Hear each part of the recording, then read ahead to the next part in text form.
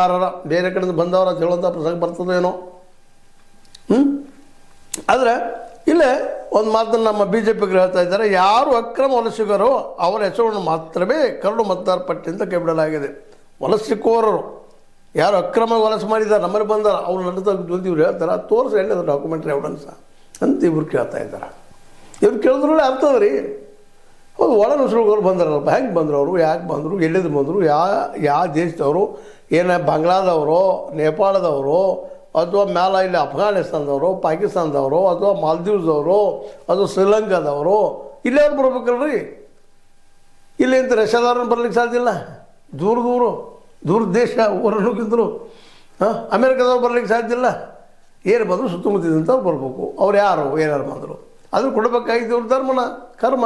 ಯಾಕೆ ಒಬ್ಬ ಮತದಾರ ಒಂದು ಮತ ಅವ್ರ ಹಕ್ಕದು, ಆ ಹಕ್ಕನ್ನು ಕಸ್ಕೊಳ್ಳೋ ಹಕ್ಕು ನಿಮಗೆಲ್ಲದ ರೀ, ಪ್ರೂವ್ ಮಾಡಿರೋದನ್ನು ಅನ್ನೋದು ಕೇಳ್ತಾ ಇದ್ದಾರೆ ಎಲ್ಲರೂ. ಅದಕ್ಕೆ ಉತ್ತರ ಕೊಡ್ಬೇಕಾಗಿದ್ದು ಇವತ್ತು ಪರಿಪೂರ್ಣವಾದ ಉತ್ತರ ಕೊಡ್ಬೇಕಾಗಿದೆ ರೀ. ನೋಡಿರಿ 2 ಕೋಟಿ 3 ಕೋಟಿ ನೋಡಿರಿ 2-2.5 ಕೋಟಿ ಮಂದಿ ಹುಡುಕಿ ತೆಗ್ತಾರೆ ಉತ್ತರ ಪ್ರದೇಶ ಎಲೆಕ್ಷನ್ ಬರಲಿಕ್ಕೆ. ತಮಗೆ ಬೇಕಾದಂಥ ದುಡ್ಡುಗಳು ತೆಗೆದು ಹಾಕಿಬಿಡೋದು.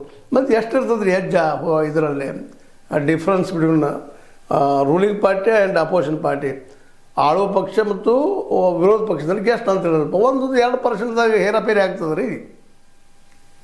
ಮತ್ತು ಈಗ 2-2.5 ಕೋಟಿ ಜನಸಂಖ್ಯೆ ಅಂದ್ರೆ 11 ಕೋಟಿ ಒಳಗೆ 2.5-3 ಕೋಟಿ ಜನಸಂಖ್ಯೆ ಹೋಗ್ತದೆ. 2 ಕೋಟಿ ಇಟ್ಟಿರಿ, ಎಷ್ಟು ಪರ್ಸೆಂಟೇಜ್ ಹೋದ್ರಿ, ಎಷ್ಟು ಅದು ಚೇಂಜಸ್ ಅದು BJP ಪರ ಆಗ್ತದೆ. ಇವರೆಲ್ಲ ವಿರೋಧ ಪಕ್ಷಗಳು ಇವತ್ತು ಪ್ರಶ್ನೆ ಮಾಡ್ತಾಯಿದ್ದಾರೆ. ಅದಕ್ಕೆ ನೀವು ಮಾಡ್ತಾ ಇದ್ದೀರಲ್ಲ, ಒಳ್ಳೆ ಕೆಲಸ ಮಾಡ್ತಾಯಿದ್ರಿ.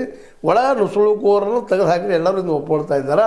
ಆದರೆ ಯಾರವರು, ಎಲ್ಲಿದ್ದಾರೆ, ಎಲ್ಲಿದೆ ಬಂದರು, ಹೆಂಗೆ ಬಂದರು, ಅವ್ರು ಒಳಗೆ ಯಾರು ಬಿಟ್ಟರು, ಇದೇ ಪ್ರಶ್ನೆ ಮನೆ ನಡೀತಾ ಇದೆ. ವಿರೋಧ ಪಕ್ಷದಿಂದ ಕೇಳ್ತಾ ಇದ್ದಾರೆ. ಒಂದರ ಆದರೆ ಬಂದು ಸೇರಿ ನಮ್ಮಲ್ಲೇ ಹೌದು ಹಿಂದಿಂದ ಅವತ್ತಿಂದ ಇವತ್ತಿನಲ್ಲಿ ನಮ್ಮ ಬಾರ್ಡರ್